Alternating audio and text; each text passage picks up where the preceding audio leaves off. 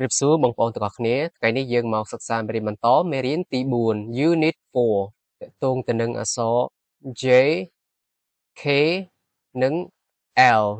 មុននឹងចាប់ផ្ដើមមេរៀននេះខ្ញុំបាទសូមរំលឹកសំឡេង3កាលពីមេរៀនមុនដែលមានដូចជាអក្សរ G អក្សរ H និងអក្សរ I អក្សរ G សំឡេងប្រកបរបស់វាគឺ G G G អក្សរ H H H H អក្សរ I E E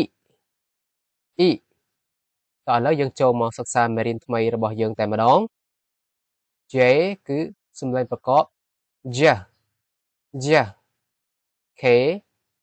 K K L L L ឥឡូវយើងមកសិក្សាទាក់ទងទៅនឹង letter J សំឡេងប្រកប J J Jumbo J Jet J Jumbo J Jet J Jet J Jet J Jam J Jam J Juice J Juice J Juice J Jacket J Jacket នេះគឺជារបៀបសរសេរអក្សរ J ធំហើយនិង J តូច J Juice Just Jacket J Jam J Jet J Juice J Jacket J Jam J Jet ឥឡូវយើងចូលមកដល់ letter K សំឡេងប្រកប K K K Kicking K Kicking K Kangaroo K Kangaroo Hit គឺតតឬក៏ធាក់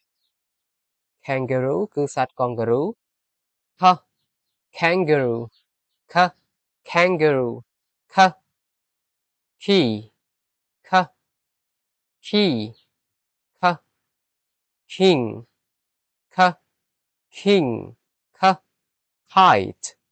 K Kite នេះគឺជារបៀបសរសេរអក្សរ K ធំហើយនេះគឺជារបៀបសរសេរអក្សរ K តូច K Key K Kite K King K Kangaroo K Key K Kite K King K Kangaroo នេះគឺជា letter L សំឡេងប្រកប L L L Lazy L Lazy L Lion L Lion L Lion L Lion L Lamp L Lamp L Leaf L Leaf L Lime L Lime នេះគឺជារបៀបសរសេរអក្សរ L ធំហើយនេះគឺជារបៀបសរសេរអក្សរ L តូច L Lime L Lamb L Leaf L Lion L Lime L Lamb L Leaf L Lion បាទឥឡូវយើងបានឈានមកដល់ទីបញ្ចប់នៃមេរៀនទី4ហើយអញ្ចឹងមុននឹងបញ្ចប់ខ្ញុំបាទសូមរំលឹកសំឡេងឡើងវិញអញ្ចឹងសំឡេងអក្សរ J គឺសំឡេង J J J